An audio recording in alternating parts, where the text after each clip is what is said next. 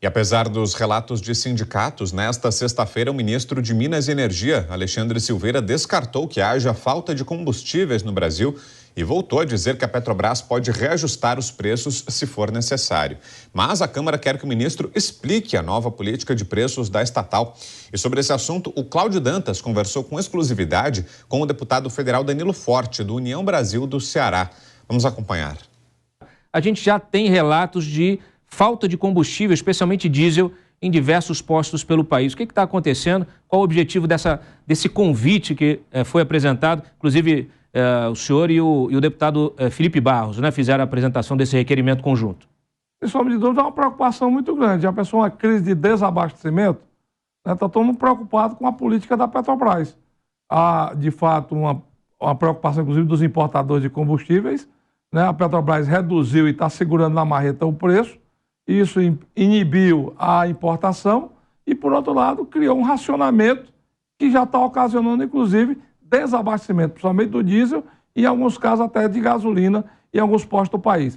No dia 23, já tem um compromisso do ministro Alexandre Silveira de a Comissão de Minas e Energia, respondendo ao requerimento nosso, para explicar o que é essa política de preço e o que é que o Ministério de Minas e Energia está fazendo, porque está muito aquém, tanto na parte dos combustíveis, como também na parte da energia. O senhor falou das refinarias, né, dos importadores, que reclamam, inclusive, que dessa prática é uma prática anticoncorrencial, dumping, né? Quando você pratica um preço abaixo daquele preço do mercado. Isso só é possível porque a Petrobras ainda tem, vamos dizer assim, o maior controle, a maior fatia desse mercado de refino no Brasil. Infelizmente, ela está usando isso prejudica a concorrência, prejudica as demais refinarias, e há quem diga que há um objetivo político para que essas refinarias acabem quebrando ou se desvalorizando e a Petrobras recompre, agora no governo Lula, recompre essas refinarias que foram privatizadas anteriormente. Como é que o senhor avalia essa questão?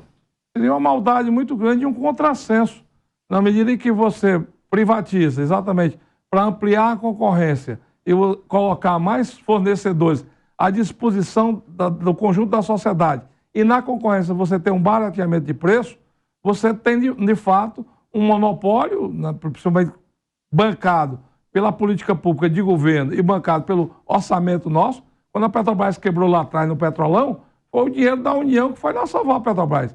E essa dubiedade do papel da Petrobras, que quando está em situação difícil é empresa pública, mas quando está na boa é empresa privada para distribuir os dividendos da forma que ela quiser, isso também precisa ter um fim. E só vai ter um fim se a gente tiver avanço na privatização. Agora com uma livre concorrência e um mercado regulado, né, e, inclusive, fiscalizado. E cadê a ANP? Além do ministro, o senhor pretende convocar ou convidar o presidente da Petrobras? De repente, não é o caso também de convidar o presidente do CAD, que trata justamente dessas questões concorrenciais, deputado? E, dependendo da evolução dos fatos, e se de fato nós formos para um desabastecimento ou um racionamento em que prejudica, inclusive, um país que se movimenta pelas estradas, né? Um país que precisa de ter uma mobilidade com muita eficiência para cargas e pessoas, e que tem no petróleo, no derivado de petróleo, o seu principal combustível, eu não resta dúvida que nós vamos, inclusive, convocar a ANP, que é a responsável, inclusive, para fazer a regulação do setor, e vamos convocar o CAF e, se for o caso, o presidente da Petrobras, para que possam, na Comissão de Minas e Energia, dar os esclarecimentos e que a gente possa também cobrar, porque o papel do Congresso Nacional é defender a sociedade brasileira. Muito obrigado, deputado, pela entrevista aqui à Jovem Pan. Obrigado, Cláudio.